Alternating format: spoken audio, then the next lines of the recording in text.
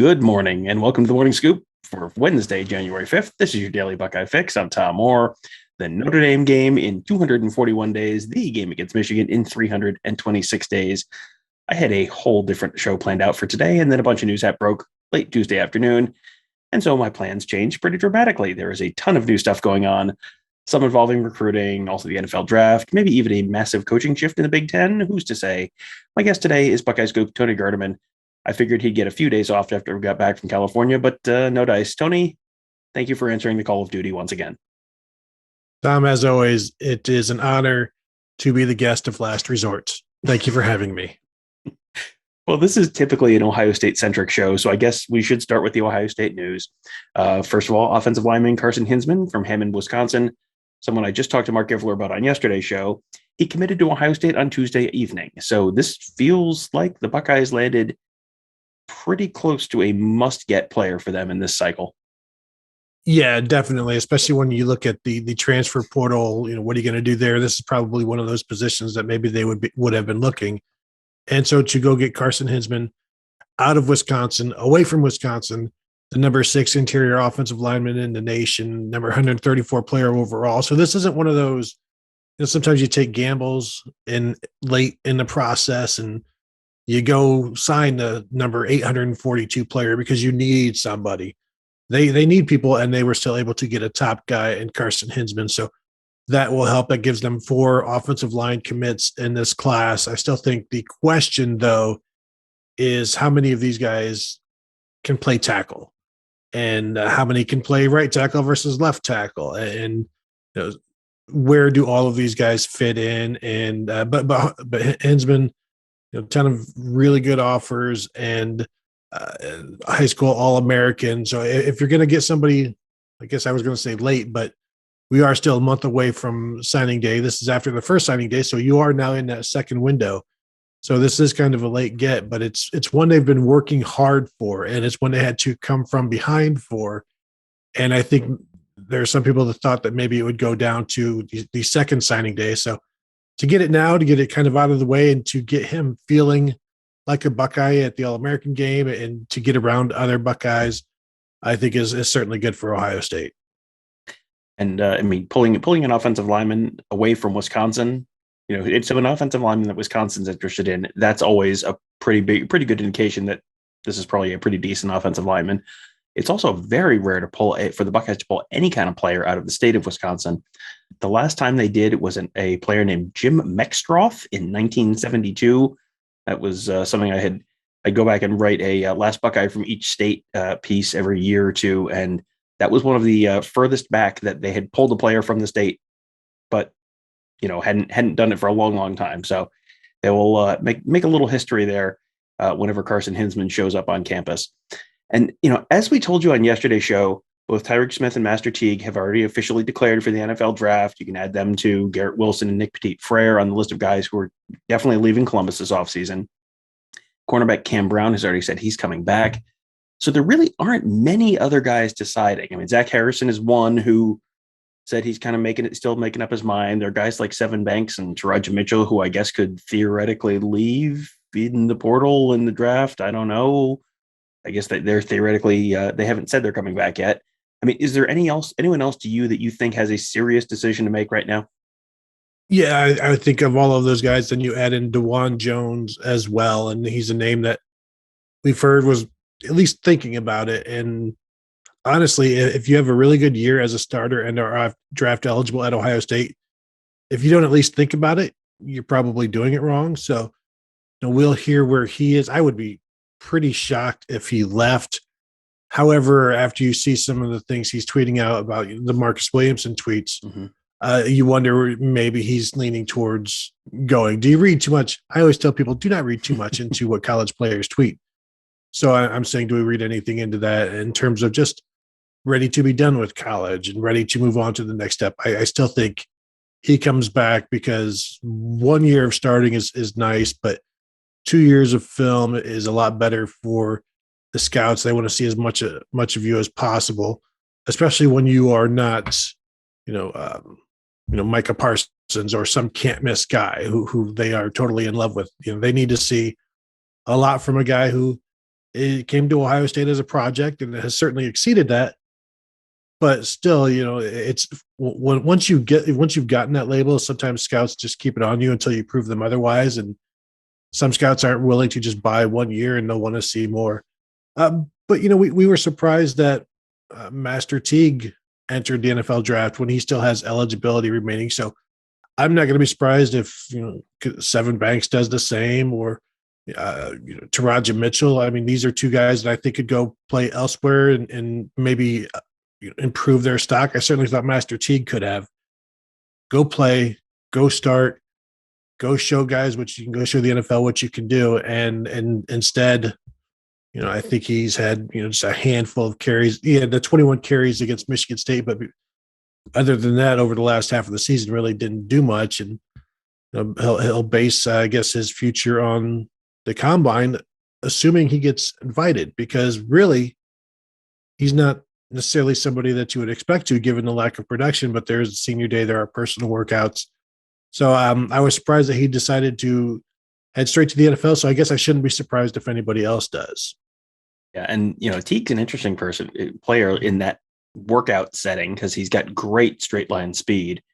He is, you look at him and it's like, yes, this guy is built like he's been carved out of granite. So he's probably going to do pretty well in the workout setting. So that will be interesting to see how he, if he does it. DeJuan Jones is just such a physical marvel. I mean, a year ago we were hearing, DeJuan Jones doesn't feel like he has a path to the playing field at Ohio State. And, is he thinking about transferring? And then here we are a year later. Is he thinking about leaving early for the NFL? So life, as they say, comes at you fast. Speaking of life coming at you fast, Bruce Feldman of The Athletic said Jim Harbaugh, as in Michigan head coach Jim Harbaugh, quote, might be tempted, unquote, to return to the NFL. Both the Las Vegas Raiders and Chicago Bears are possibilities, apparently. Harbaugh, if you may remember, played for the Bears when back in his playing days, got his start in coaching as the quarterback coach of the Raiders from 2002 to 2003. So he's actually been linked to both franchises in the past. And, we've already heard NFL rumors involving Ryan Day this offseason, and he has, sort of put those to bed as firmly as he can. Do you put any stock at all in the Jim Harbaugh rumors? The phrasing that you used and that Bruce Feldman used, Tom, there's the might, which has many directions or possibly no directions. Then there's tempted, which is not an action per se. That's just, So you add might and you multiply it by tempted. Is that like multiplying a fraction, or, like a negative where it becomes, does it screw up the math in there? Because might be tempted means absolutely nothing other than the fact that his name is now being mentioned, which is probably exactly what his agent wanted when he told Bruce Feldman Jim Harbaugh might be tempted to go to the NFL. And I think everybody, I'll speak for myself when I say everybody. This is a guy who gave up some money last year and restructured his contract, humbled himself. And now I think this is an opportunity where he can regain, when George Costanza and Jerry Seinfeld talked about getting hand back, regaining, Jim Harbaugh is going to have hand back. And so now, does he choose, does he get what he wants? Is there some part of him that wants to go back to the NFL? Probably. But is there also a part of him that wants to regain the control from Michigan that he had, and to show, come back, bow down, I am here. I brought you to the playoffs. Look what I've done. Lloyd Carr never took you to the playoffs. Bo Schembechler never took you to the playoffs. I did that. And then at some point he can leave on his own terms. Now, I remember being told when he, maybe the year after he took the job, that he was only planning to be there for a few years to right the ship and then head back to the NFL. Because I think, college and the NFL are very, very different things. And it sure seemed like he wasn't having that much fun over the last few years of his college tenure at Michigan. Although this year, completely different attitude, looked like he was enjoying life to its fullest. And, is he still wanting to continue that? So I think it's just a ploy. But again, he's been an NFL coach before, obviously very successful at it. And when some school or some league franchise is going to throw $12 million at you, or whatever else. I mean, Michigan can certainly come close to matching, but it's a different hourly schedule in the NFL versus college, and sometimes that hourly schedule in the NFL is a lot easier. Yeah, if you don't have to recruit your players and you just sign them, like, well, that maybe makes life a little easier and a little more pleasant. And once you get them signed, you still have to continue to recruit them because of the transfer portal now. And it's not just, once they're in, they're in. It's like once they're in, well, now you got to keep them in too. Well, and it's interesting. You look at the trajectory of Harbaugh's tenure at Michigan, and it was nosing down straight into the side of the mountain at the end of last year, and then they rocket back up. I mean, I think there's an argument to be made for selling high. What is the ceiling for Michigan? The realistic for ceiling for Michigan in the next 3 years? Is it higher than beat Ohio State, win the Big Ten, and maybe make the college football playoff? I mean, maybe they can win one game, but the talent at Michigan this year did not look like it was, right on the cusp of beating Georgia or Alabama. And you're losing Aiden Hutchinson. David Ajabo just declared for the NFL draft. You're losing Hassan Haskins. You're losing a bunch of those offensive linemen. You're probably losing Dax Hill. I mean, this is, next year is probably not a year that's going to match this year. So, if you think you might go to the NFL, maybe you do it this year. I think there's an argument to be made for that.